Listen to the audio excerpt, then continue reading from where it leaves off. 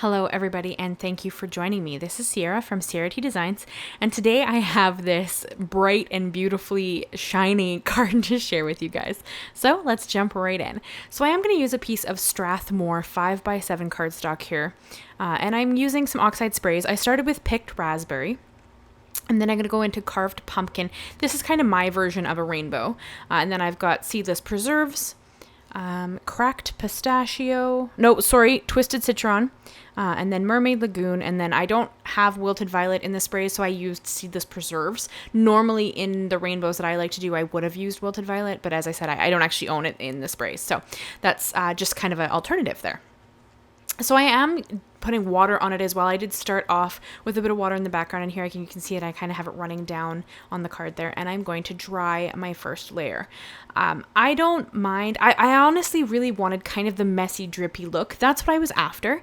If you don't own the sprays, you could absolutely do this background like ink blended, and then just splash some water on. You'd get a bit of a different look, but I think that it would still be stunning, especially if you had the Oxide inks, because this would just look very similar to what I'm doing here. And I am going to dry it in between each layer. I'm not going to show you that. I'm only going to show you drying this layer. But I did dry it between each layer, and I think I ended up doing maybe 3 layers of inks in this. I think I only show you 2. It's honestly just me putting the exact same colors back over the top of where the colors are. Like, I'm going to put some more picked raspberry in because it changed to a more red color than I wanted it to be. The carved pumpkin, I forgot the name there for a second. The carved pumpkin over top of the picked raspberry went very red. So I am going to go back over, I think, the pink picked raspberry in the end, but otherwise pretty much they stay the same. I just put it back in my Splat Box, put on some more colors in the exact same order that I put them on the first time, and then I believe I dry it again, and then I add a little bit of picked raspberry, and then that's kind of how I did it. And I don't mind that it has those kind of bullseyes. I don't, because again, like here I'm just going to add some more over top, so that doesn't really matter. And I spray a little water on it to get them to kind of move. But for the background that I'm after, that really doesn't matter to me. So I just kind of went with what it was and added water wherever I wanted it to be a little bit different. And this is going to be a 5x7 card. Here you can see I've made my card base, and I'm just scoring it at the 5-inch mark to make my 5x7-inch card. I don't normally go to 5x7s, but because I wanted to use the Tim Holtz Perspective Butterfly die, which is what you see right here, a 5x7 card made the most sense. Now, of course, you can trim off pieces of the butterfly and make an A2 size card or a slimline, whatever you prefer, but I just wanted to use it in its glory, and so I chose to do a 5x7 card. So now, this was a bit of a labor of love, and let me tell you, the mess that I made was... I was cleaning up glitter for quite a while after. So I'm using, this is Glossy Accents, and I'm using it on the background of the Perspective Butterfly that I've cut out of a heavyweight black cardstock. I actually learned this from a Tim Holtz video that he did a little while ago, that when he wants to make his own glitter cardstock, he uses Glossy Accents, and that just seemed genius because you want the gloss, the glitter in the background, right? So this seemed genius. And now, it would be way easier to just cut this out of a black glittered cardstock. However, I did not own any, so I'm going to make my own. And let me tell you, the mess that I made, I think that I ended up spending more time cleaning this up at the end than I did actually making the card. But what do? It's a labor of love. So I just kind of showed you what I did there to make my glitter cardstock. I'm not going to show you it. It took me a long time to get the layer of glitter I really wanted. And then here I'm just cutting the Perspective Butterfly out of some Pearlescent Vellum. This is by Fawn. I am madly in love with this stuff. It is winning over everything for me when I want to use Vellum, just because that shimmer in that pearlescent is just stunning. So you can see it there. I'm just holding it up to the light so you can actually see it. And here is my butterfly completely dry. I had to leave him for a while so that he would be completely dry, so there was no more stickiness. And it will shed a little bit of glitter. I'm pretty sure I got most of it off. I did take a paintbrush and paint over it with it to kind of get the extra glitter to fall off, but I'm sure there will be a few pieces that still fall off, but it's nothing like major. There shouldn't be tons of glitter falling off. It should just be pretty minuscule, considering I've already kind of swept off the extra glitter, but it isn't a glitter cardstock, so it is going to shed.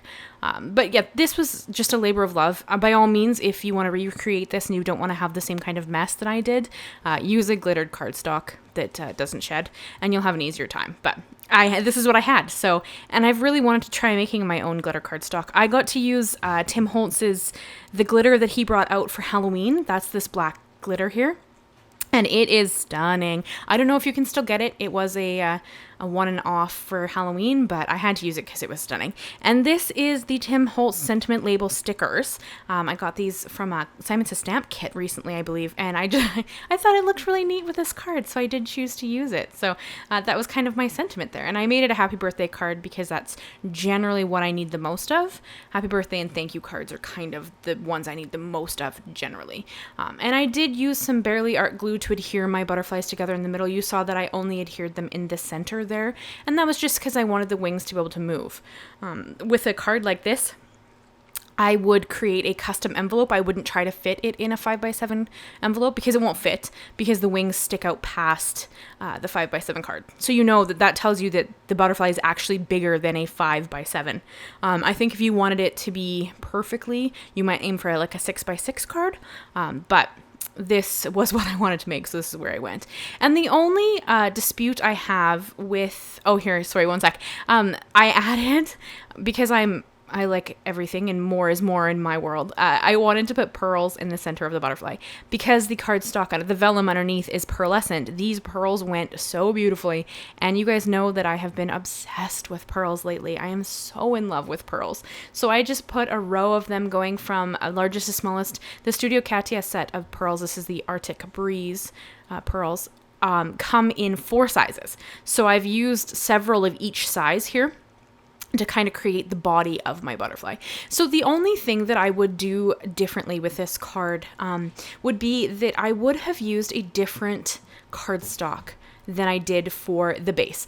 It is Strathmore watercolor cardstock, but I forget that Strathmore can't take quite enough water, like liquid, than I would like it to. So it didn't dry well, and you're gonna see that when I go and put my white dash border around the image, around the card, that it didn't, you're gonna see it sop up the color. So it's not, even at this point, and I set it aside to dry for quite a while. I dried it with my heat tool. It never quite got dry. I think it's dried now, but this is the next day after I've made this card. But I would have maybe used like distress watercolor cardstock, or maybe a higher quality cardstock, watercolor cardstock than this.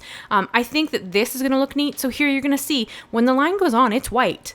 However, because the back is not quite dry, it's actually going to sop up some of that color into my white dash lines, and it kind of makes them very subtle.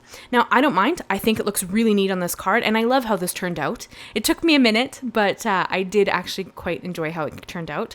But I would use different watercolor cardstock than I did for this. It didn't quite dry the way I had hoped it would, but I think it turned out pretty. I would love to know what you guys think. What do you think of this card? It is definitely a bit extra, but if you know what I like to create, I do gravitate towards bright colors, lots of glitter, lots of shine. They just make me happy. So I have a tendency towards making things that make me smile, and this is definitely one of them. So I would love to know what you guys think. I would love if you'd consider subscribing if you haven't already. I do a new video every Monday, and then I kind of throw out extra videos whenever I have time or whenever I can be a part of a hop or something like that. So thank you so much, guys. Leave me a like, leave me a comment, and consider subscribing if you wouldn't mind. Thank you so much, and I will see you next time. Bye-bye for now, guys.